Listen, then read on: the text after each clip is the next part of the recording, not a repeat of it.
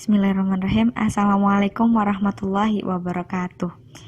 Perkenalkan, nama saya Istinur Apriani. Saya berasal dari kelas semester 1 HTNA. Di sini saya akan sedikit berkenalan dengan pengantar hukum Indonesia atau PHI.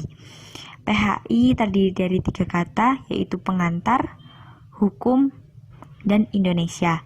Pengantar itu sendiri berarti mengantarkan kepada tujuan tertentu. Yang dimaksud tujuan tertentunya di sini adalah hukum Indonesia. Nah, hukum Indonesia sendiri itu apa sih? Dan istilah hukum Indonesia itu sendiri adalah hukum yang ada di Indonesia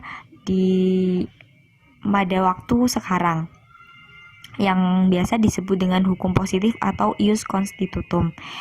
Dari beberapa ahli juga memiliki beberapa atau beda-beda pengertian. Yang pertama ada dari Sudirman Kartodiprodjo yang mengatakan bahwa hukum yang berlaku di Indonesia merupakan hukum positif atau ius constitutum yang merupakan kaidah hukum yang dicita-citakan.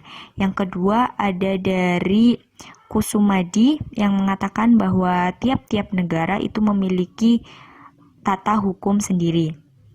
Yang ketiga ada dari Ahmad Samsi yang mengatakan bahwa pengantar tata hukum di Indonesia merupakan suatu sistem hukum positif di Indonesia.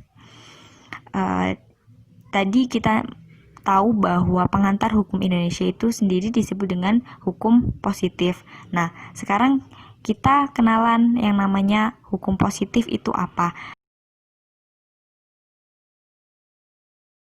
Salah satunya dari tokoh J.H.P.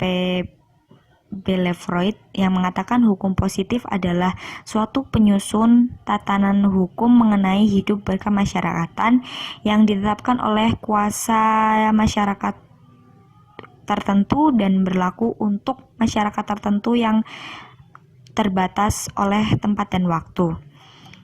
Setelah mengetahui pengertian dari PHI itu sendiri, kita juga harus tahu tujuan dari belajar pengantar hukum Indonesia itu apa. Yang pertama, jelas untuk mengetahui apa itu hukum positif atau ius constitutum. Yang kedua, untuk mengetahui perbuatan mana yang sekiranya sesuai dengan aturan hukum dan yang melanggar aturan hukum. Yang ketiga, untuk mengetahui peranan atau kedudukan seseorang dalam masyarakat. Yang keempat, untuk mengetahui hukuman dari suatu perbuatan. Semisal ada orang yang melanggar hukum, itu nanti diadili atau diberi hukuman berupa hukuman apa. Yang kelima, untuk mengetahui bentuk isi dari hukum. Selanjutnya untuk mengetahui lembaga-lembaga hukum dan untuk mengetahui prosedur hukum. Nah, sekiranya itu yang dapat saya sampaikan. Terima kasih. Semoga dapat membantu teman-teman dalam berkenalan atau mengenali pengantar hukum Indonesia. Sekian dari saya. Terima kasih. Wassalamualaikum warahmatullahi wabarakatuh.